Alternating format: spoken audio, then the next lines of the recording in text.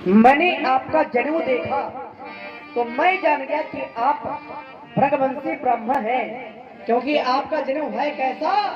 तो उत्तर मिलता है करपास सब प्रतिभ श्राद्ध ब्राह्मणस् तिप्रत तिप्रत संसूत वह मरा गया वैश्या विकला मता। ब्राह्मण को जनेऊ काहे का पहनना चाहिए, ब्राह्मण को जनेऊ कपास का पहनना चाहिए, क्षत्रिय को जनेऊ काहे का पहनना चाहिए, क्षत्रियों को जनेऊ सन का पहनना चाहिए और वैश्य को जनेऊ ऊन का पहनना चाहिए। आपका जनेऊ मैंने देखा तो मैं जान गया कि आप भृगवंशी ब्राह्मण हैं, क्योंकि आपकी जनेऊ की गांठ जो है चक्राकार है, गोल है। भगोस चक्राकृतम ग्रंथिम सर्वलिंग रूपम। आपके जनेऊ की गांठ चक्राकार है, गोल है। तो मैं जान गया कि आप भृगवंशी ब्राह्मण हैं। अब सुर महिसुर हरिजन अरुगाई और हमारे कुल इन पर न सुराई। हमारे वंश की रीत है ब्राह्मण हरिभक्त और गौओं पर वीरता नहीं दिखाई जाती है, क्योंकि अगर हम गाय माता को मारते हैं तो 36 नर्क बताए गए हैं। 36 नर्क में महापिच जो नर्क है, व्यक्ति अगर गाय को मारता है तो इस नर्क में जाता है। इसलिए गाय माता को मारना नहीं चाहिए। गाय माता के चरणों से जो मट्टी निकलती है उसको अगर हम अपने मस्तक पर लगाते हैं तो तीर्थों का फल मिलता है। कलयुग का तीर्थ क्या है, तो उत्तर मिलता है गंगा जी है। तो गंगा जी की प्राप्त होती है, इसलिए गाय माता को मारना नहीं चाहिए। अब बंधे पाप वप की रत हारे मारत हूँ पापर ये तुम्हारे कोटि कुल से समान बचत तुम्हारा व्यर्थ धरा हूँ धनुपान तुम्हारा। जो भी लोग अनुचित कहा क्षमा हूँ महामुनि भी। अगर हमसे अपराध हो गए हो तो उन अपराधों को आप क्षमा करना। सुन सरोस भृगवंशी मणि बोले गभीर। राजकुमार लक्ष्मण कहता है समो महामुनि धीर। ब्राह्मण कहता है पूर्व में अपमान भी करता है और ये क्षमऊ है व्यासी, ये क्षमऊ भी क्षमा वाला नहीं क्षमऊ है। एक होता क्षमा करो, एक होता हमें क्षमा करो। कुछ लोग कहते हैं ना, बोले यहाँ से यहाँ जोड़े हैं, कुछ बोले यहाँ से जोड़े। तो क्षमऊ भी इस समर्पित वाला क्षमऊ नहीं है। लेकिन राजकुमार लक्ष्मण ये ग्रंथ कहते हैं ब्राह्मण का मान रखना चाहिए। क्यों? कारण है, हमारे पुराणों ने कहा ना हम विशंके सुरराज वज्रात न त्रयक्ष शूला न यमस्य दंडात नागिर्ग सोमा नागिर्ग सोमा निलवेत पासात संके भसम ब्रह्म कुलापमानात। का ना हम विशंके सुरराज वज्रात, न इंद्र के वज्र से डरता हूँ। ना हम विशंके सुरराज वज्रात, न इंद्र के वज्र से डरता हूँ। न त्रयक्ष शूला, न भगवान शंकर के त्रिशूल से डरता हूँ। न त्रयक्ष शूला न यमस्य दंडाद, न यम के दंड से डरता हूँ। ना गर्क सोमा, न अग्नि से डरता हूँ। न सोम वायु से डरता हूँ। नीलवित्त पासाद, न अनिल अनिल अग्नि से डरता हूँ। न वित्त पासाद, कुबेर के पास से नहीं डरता। डरता किससे हूँ? तो का संके भ्रसम ब्रह्म कुलापमानात, ब्रह्म कुल के अपमान से डरता हूँ। क्यों? हमारे मानसकार ने भी कहा, क्या कहा?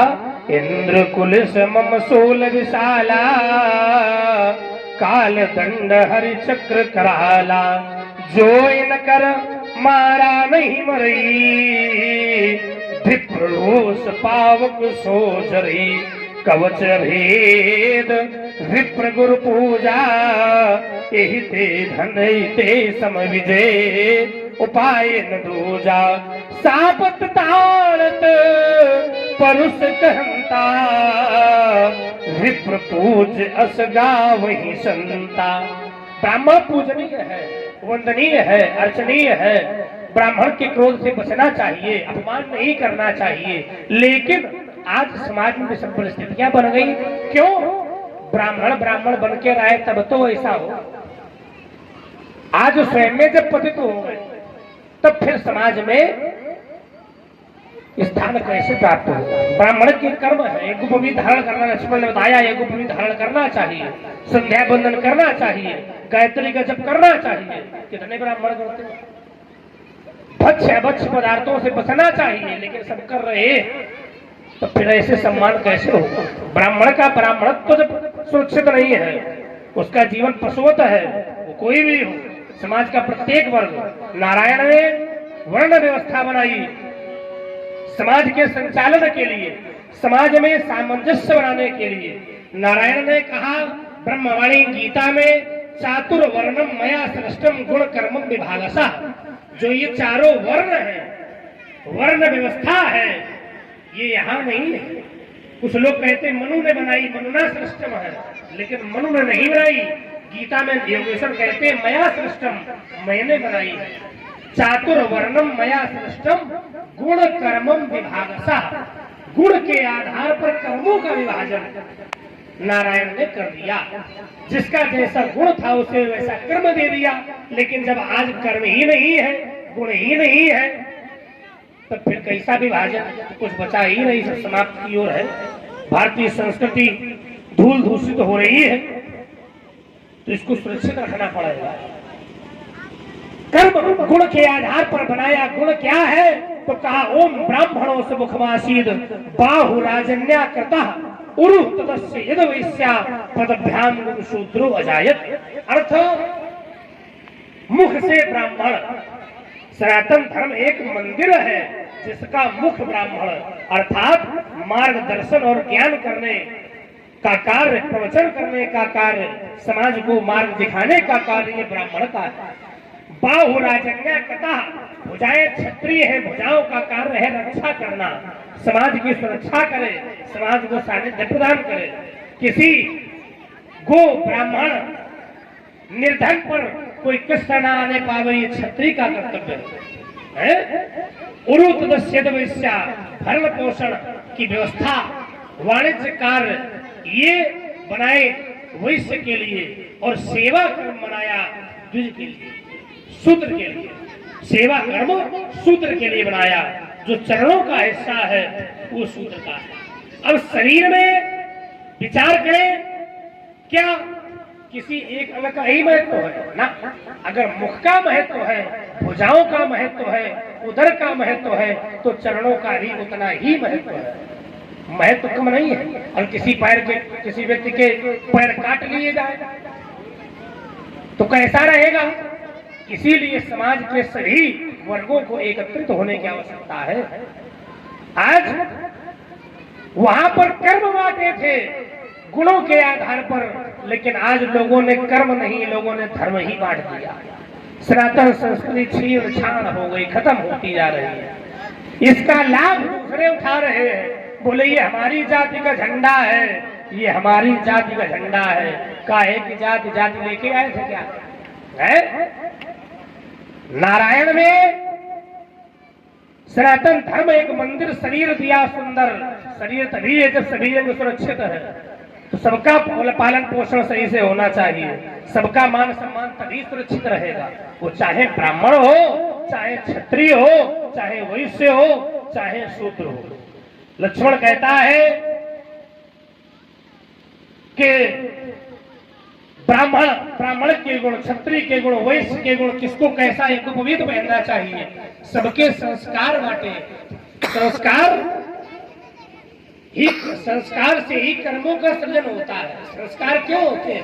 कर्मों का सृजन। बालक का यज्ञोपवीत क्यों कराया जाता है? यज्ञोपवीत के साथ में गुरु मंत्र, गुरु दीक्षा, गायत्री दी जाती है। क्यों दी जाती है?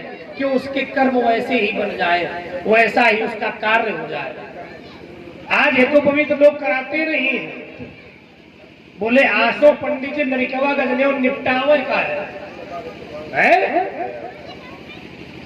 अब जब तुम निपटा रहे हो, तुमने इधर निपटाया, पंडित जी ने भी जो आचार्य आए, आचार्य ने कहा आज भैया 3 जनेऊ लगे हैं, चलो चौथा तुम्हारा निपटा दे, समझो। तो वहां निपटाया, इधर नरिकवा ने उठाया, खोटी पे तांग दिया, उसने बिल्कुल निपटा दिया है। तो समाज की व्यवस्था बिगड़ रही है। अपने संस्कारों से व्यक्ति भाग रहा है, अपने कर्तव्यों से भाग रहा है, अपने मौलिक कर्तव्य, नैतिक कर्तव्य, धार्मिक कर्तव्य, इनके प्रति सजग व्यक्ति को होना चाहिए। व्यास जी इसी में डोरिया देता है क्या है? श्री परशुराम जी से लक्ष्मण जी ने क्षमा मांगी। परशुराम जी रोष में आकर के बोले, गिरा गंभीर, ऐसा लिखा है। गिरा गंभीर वाले हम चले गए, लेकिन गंभीर की बात हटा करके मैं गंभीर समझ लूं। हाँ,